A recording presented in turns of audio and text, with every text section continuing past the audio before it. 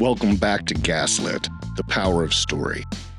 In this series, we've heard directly from the people, workers, families, nonprofits, small businesses, all feeling the weight of rising costs from energy to childcare to groceries. Today, we continue that conversation with someone who has seen these pressures from multiple angles, as an educator, as a working Hoosier, and as a candidate who believes public service begins with listening.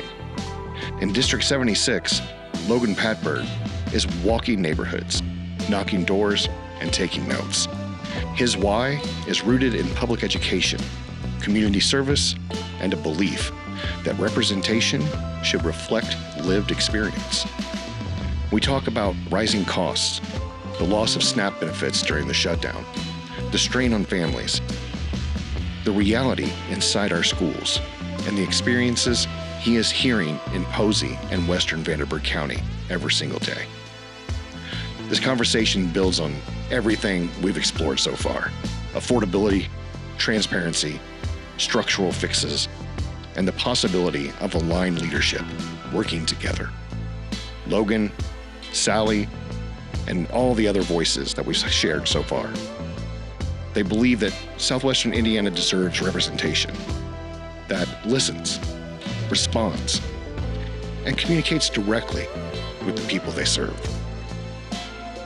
Let's get into it.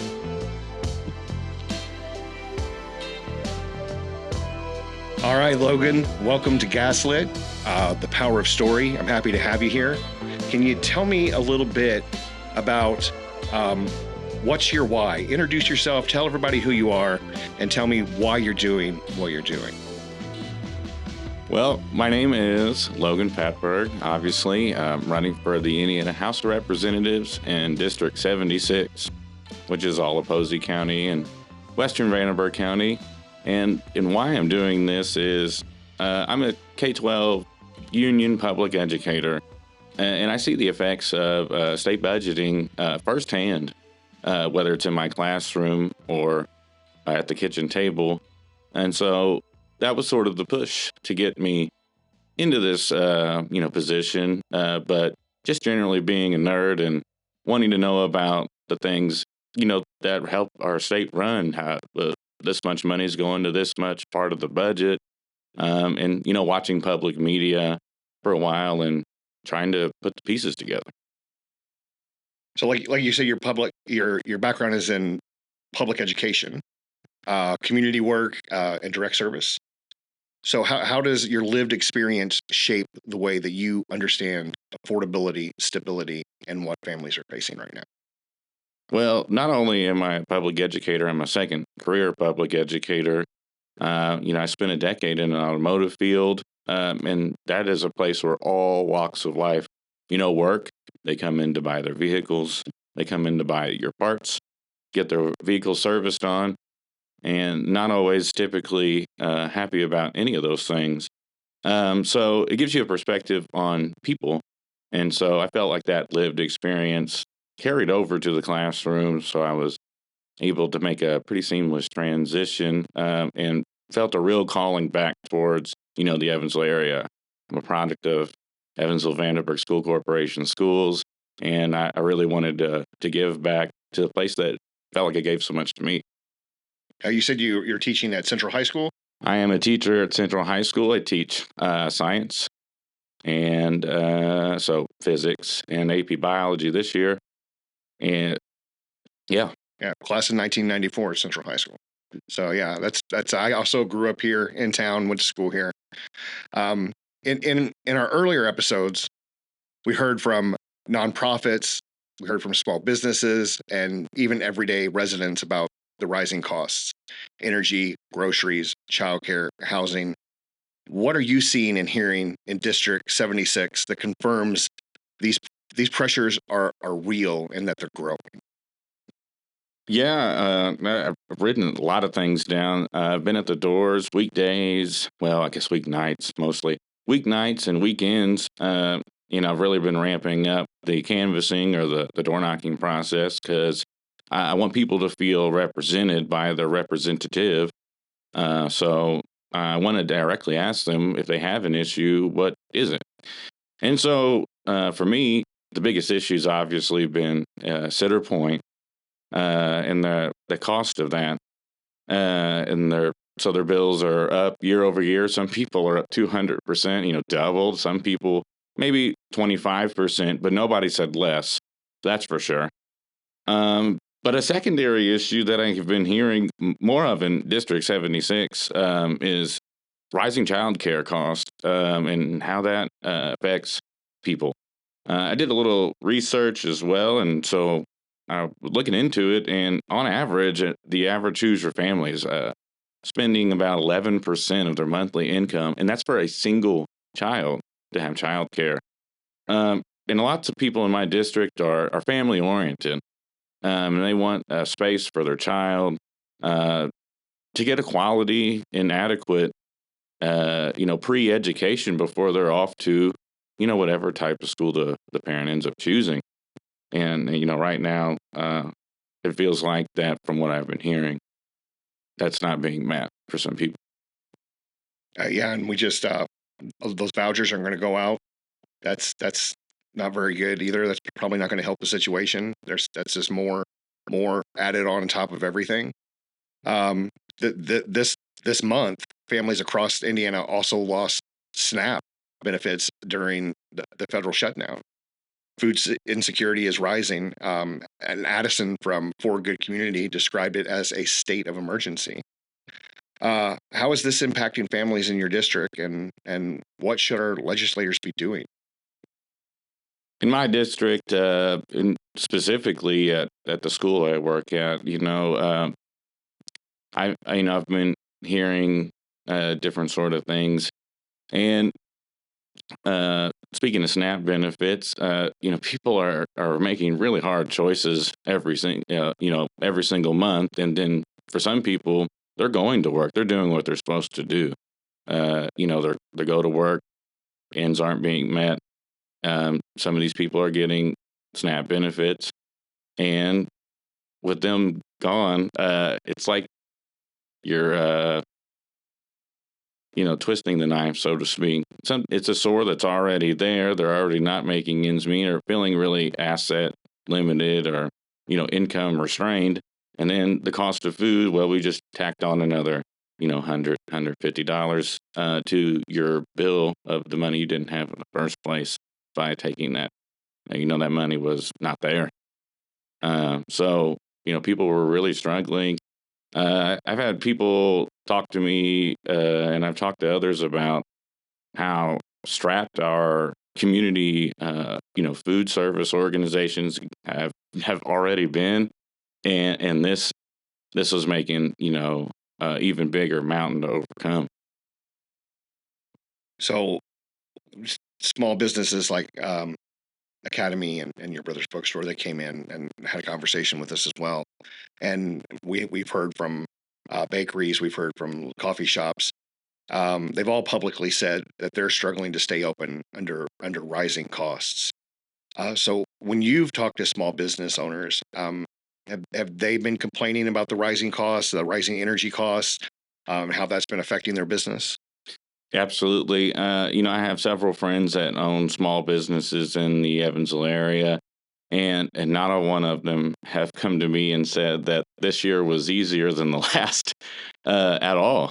Actually, they've said that some of their energy bills, especially in the July, August, the really hottest temperature wise part of the year, they were actually up 300% from year over year, and when you're, you know, when you're in a small business, the overhead, just that excess money isn't there. You're trying to pay your people appropriately. You're trying to make a outstanding product. Most of these people are making outstanding products, and to get crippled by a bill, an energy bill that, and some of them it was not a fault of their own.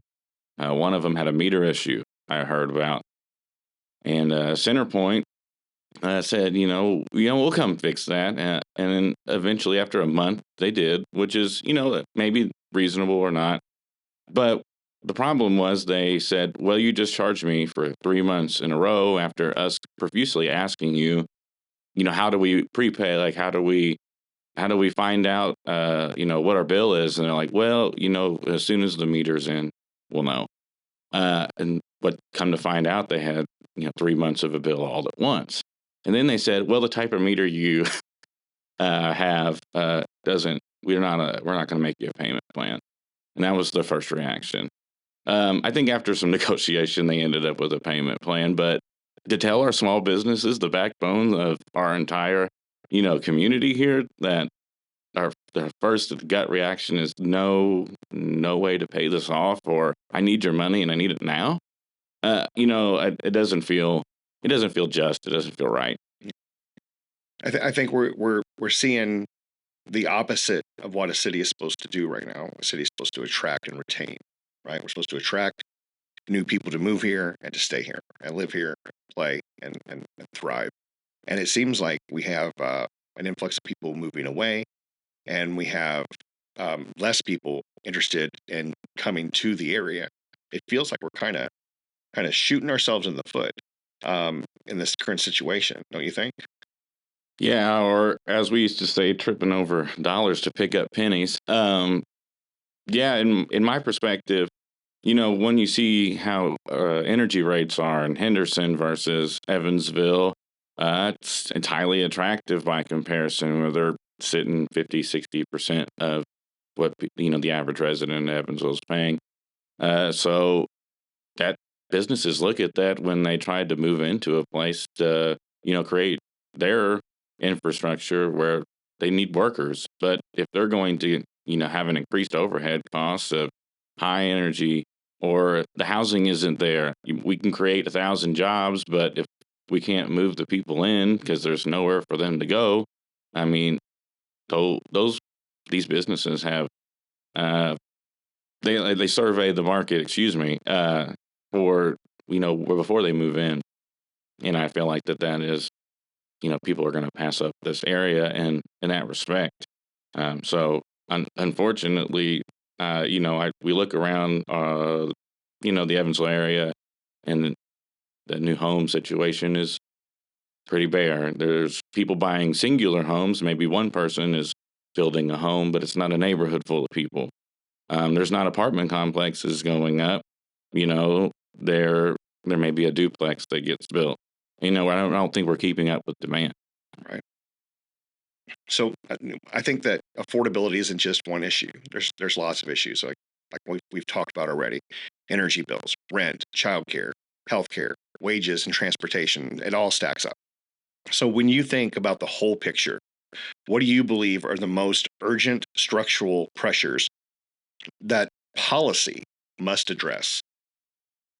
Yeah. Well, I think we could do some pre-distributive things, like increase collective bargaining rights. There's hardly any of that except for what's brought down from the federal level. Indiana has gutted everything at the state level, whether that's right to work, and those things uh, give our union brothers and sisters the opportunity to build up the union, train these people for the jobs that we need in our area, and, you know, keep the money in Indiana. I'll give you a little story. Uh, some of these solar farms that have been built, and you can say what you want about how the community or the state feels about them, but regardless, some of them have been built. And you look to the parking lot when one particular one in our area was built, and I saw nothing but Florida and Texas license plates. That money is, supposedly building up the infrastructure of Indiana, and the wage earners are running right back out of the state with the money they've made instead of, using our local labor unions or local companies to build this. We ship the workers in, and we need that money to circulate in the southwestern Indiana area. Keep the dollars where they're supposed to be, local. So earlier in the series, we talked with Sally Busby, and she talked about the importance of transparency and ethics in state government. How do you see your role fitting into that kind of leadership if elected? Yeah. So the way that I would see it is when your state legislator, let's say, and you're assigned these committees. The way to increase transparency is to actually hold town halls and take the information to the people as as face to face as it can be. Some legislators haven't had town halls in years upon years, and some do a great job. One being Alex Burton. He's held several town halls this past year. You know, educating the public on what's happened through legislation, taking questions from anybody and everybody who shows up, and trying his best to ultimately answer. What he's been given, and that's the type of transparency I would see. You learn things when you're at the state house in Indianapolis, and you should be able to take that directly to your constituents, directly to the people in your district, and that would be the way I would increase transparency. Awesome. That's great. So I like to think, that something really positive would happen if you, Sally, and Alex all had your season, you won, and you started to be able to work together, and you create this regional coalition of aligned voices. So, how could the three of you working together strengthen representation and support for our area? Could aligned leadership finally produce legislation that results in real savings for our constituents? I think we would be going down the right path. I think Sally, myself, Alex, all of us have a pretty decent relationship. I've watched Sally. She started a little bit before I did, and she's been doing a great job. She interacts with the public through our social media. And Alex, aforementioned before, I said that he interacts with the people as well, and I try to interact with as many people that interact with me. And imagine if we could give that voice to the in Indianapolis from the people of Southwestern Indiana, where we all have a general idea where we're aligned of where we want to go. We want to increase affordability.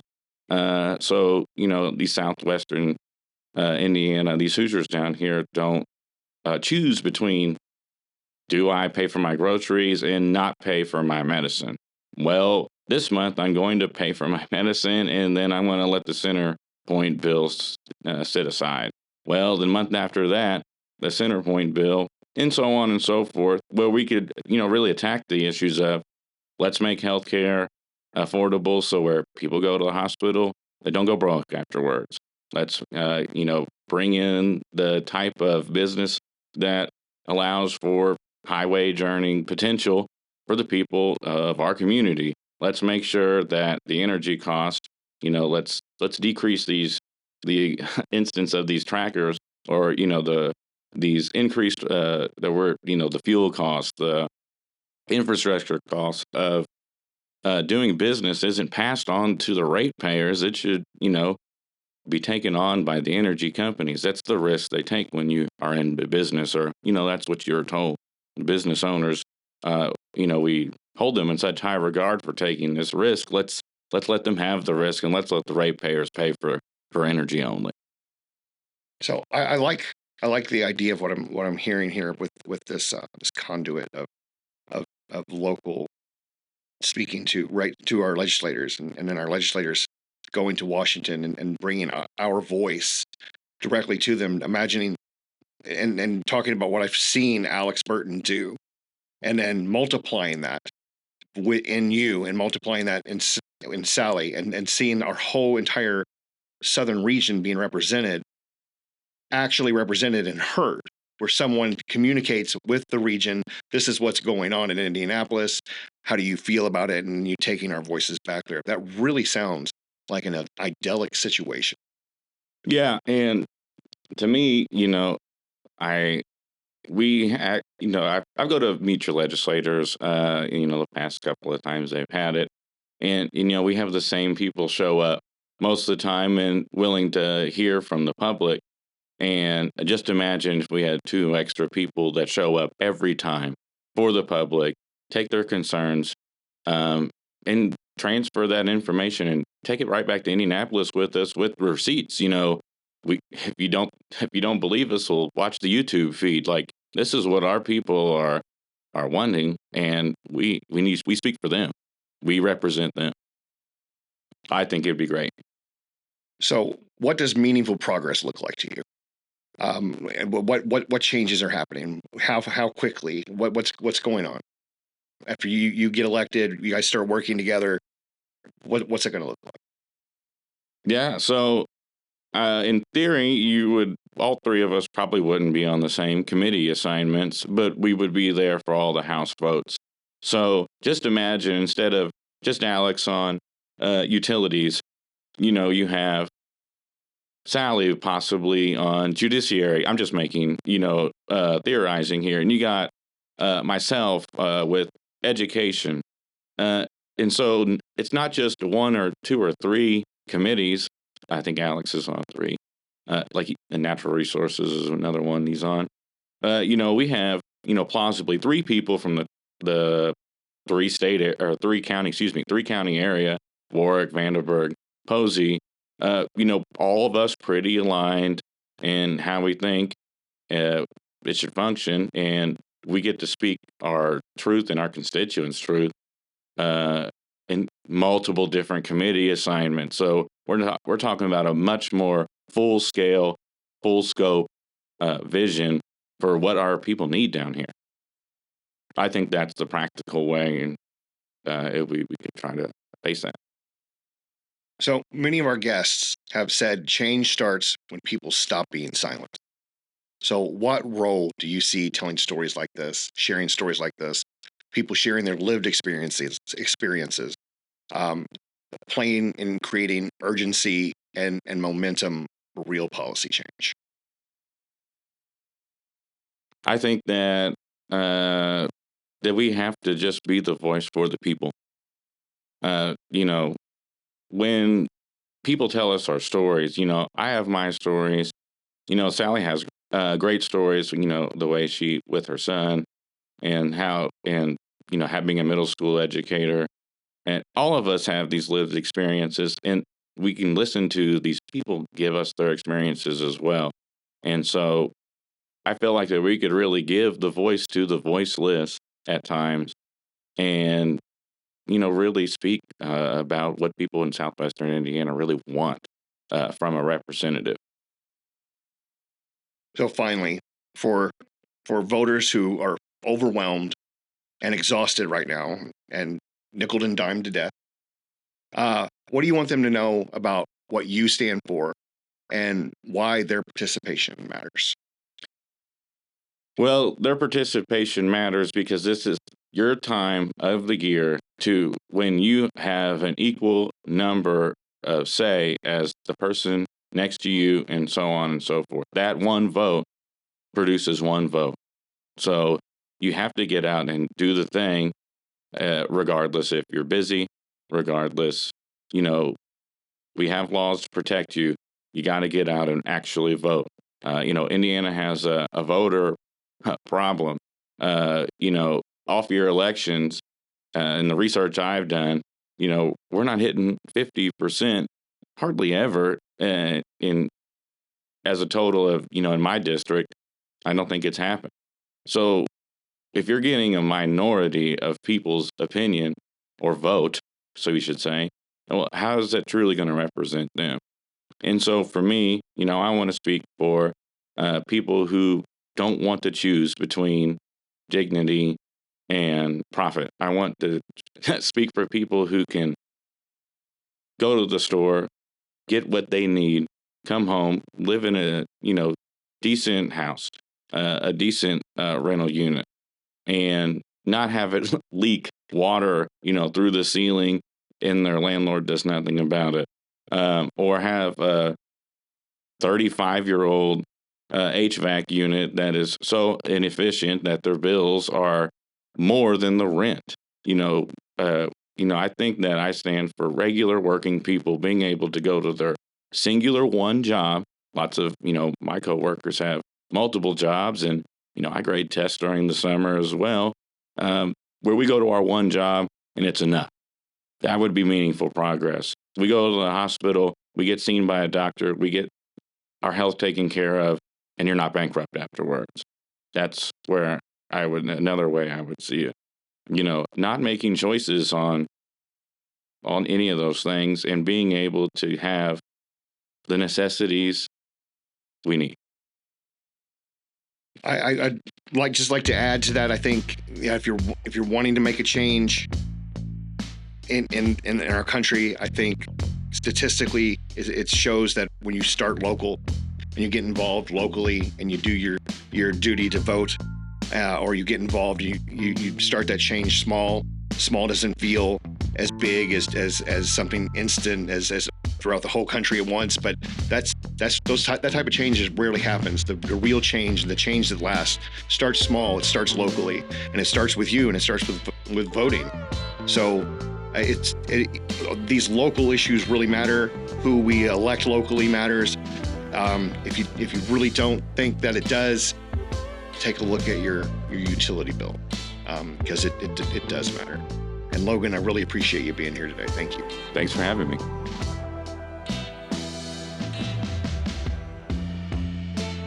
So, that was Logan Patberg, bringing the perspective of an educator, a community member, and someone who's been talking directly with voters about what they're facing.